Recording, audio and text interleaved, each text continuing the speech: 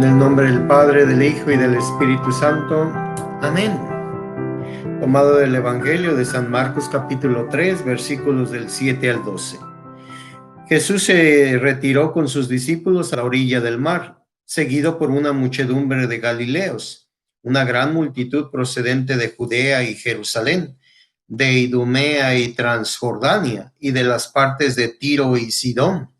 Habiendo tenido noticias de lo que Jesús hacía, se trasladaron a donde él estaba.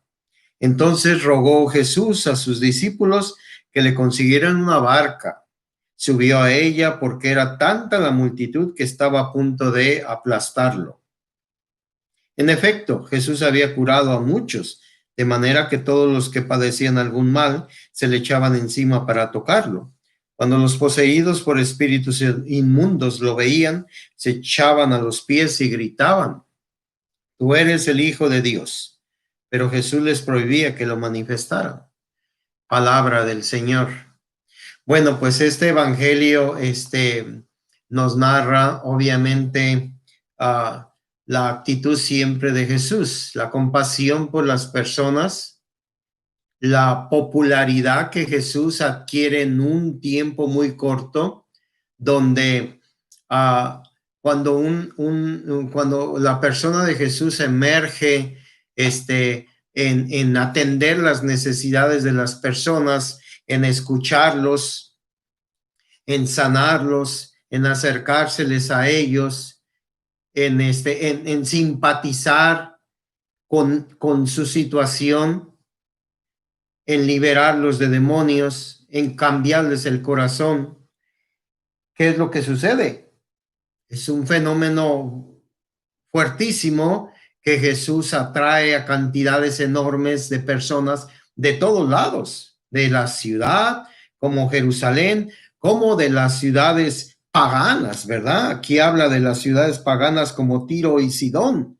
Entonces, todas estas personas han escuchado que Jesús sana, que Jesús libera, que Jesús consuela, que Jesús anima, que Jesús ilumina. Y por eso es que él tiene tanta gente que tiene que subirse a una barca para que le puedan dar su espacio a Jesús. Conocer a Jesús es un proceso en la vida de nosotros, y el Evangelio de San Marcos es toda una catequesis, cómo lleva este Evangelio fue dirigido a los romanos, y cómo los lleva para conocer a Jesús en un proceso de asimilación, de poco a poco, de día con día, entregarse a Jesús sin dejar el punto crítico, que es llegar a la consumación de reconocerlo como el Hijo de Dios. Pero no olvidemos que este evangelio por muchos años fue la catequesis para los catecúmenos, para las personas que entraban a la iglesia. Entonces el evangelio de San Marcos, con sus 16 capítulos, se los daban a las personas que querían ser cristianos católicos. Entonces, si nosotros lo leemos, el evangelio de San Marcos, nos damos cuenta de que hay una pedagogía, es decir, un proceso que lleva a Jesús a las personas a llegar a reconocerlo como el Mesías. Este evangelio nos dice a nosotros que el evangelio es una buena noticia, principalmente para los que no tienen nada. Y el que tiene algo, ¿es una buena noticia? Claro que sí, es una buena noticia.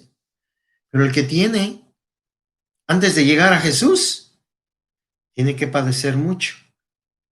Tiene que pasar por un proceso diferente el que no tiene. El que no tiene busca desesperadamente a Jesús, a Dios.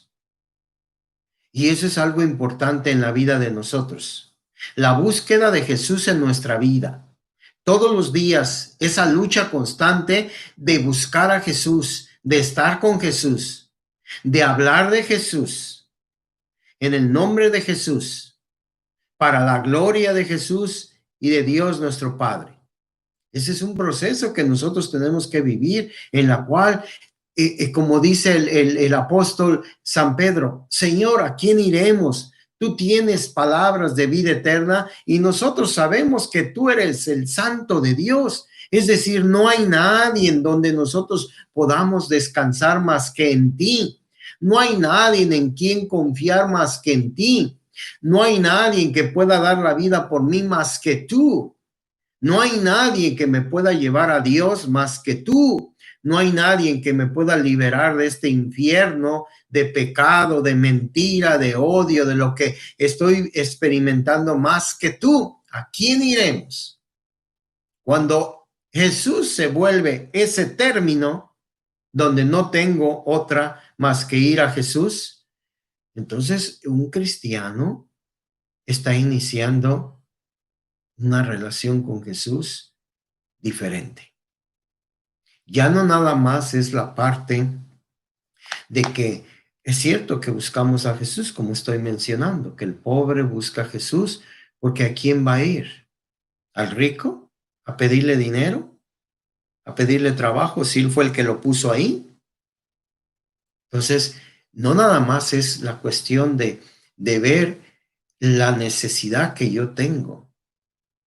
La puedo tener material, la puedo tener estimativa, la puedo tener de fe, pero la necesidad más grande es saber que yo nací para Dios, que yo soy hijo e hija de Dios, que Él murió por mí y que yo estoy destinado a la vida eterna y que yo tengo que unirme a Jesús para llegar a esa vida eterna y que es un proceso de toda mi vida, 61 años, tratando de hacer la voluntad de Dios, un día a la vez, cayendo y su mano poderosa levantándome.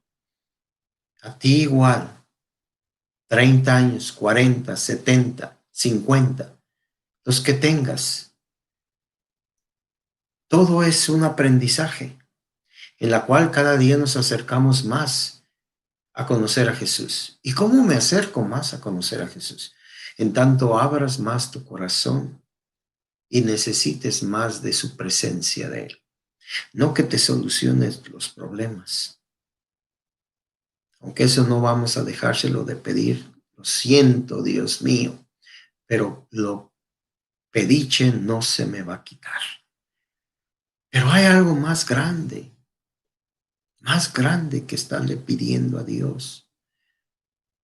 Es que dejemos que su reino se establezca en nuestro corazón en este siglo en este año y en este siglo que llevamos un año, ¿verdad? En estos años que nos permita el Señor, que nos permita vivir los 10 años, los 20 años, en este siglo XXI, perdón que me equivoqué, en este siglo XXI, ¿cuántos años nos va a permitir el Señor vivir? Ya llevo 21, ya entré al 21, yo también. Todos estos años son años de aprendizaje. ¿Recuerdan ustedes cuando en la víspera del siglo XXI, el último día, las últimas horas del siglo XXI, era una incertidumbre en el mundo? Y los fanáticos y la gente que lee las escrituras de una forma apocalíptica y los que tienen revelaciones, lo pusieron en el contexto del fin del mundo, ¿verdad? Y mucha gente entró en esa angustia. ¿Por qué? Porque el reino de Dios no está en nuestro corazón. Porque si el reino de Dios está en nuestro corazón, el fin de nuestra vida no es una tragedia, El fin de nuestra vida es el principio de la eterna. Que el Señor les bendiga hoy. En el nombre del Padre, del Hijo y del Espíritu Santo. Amén.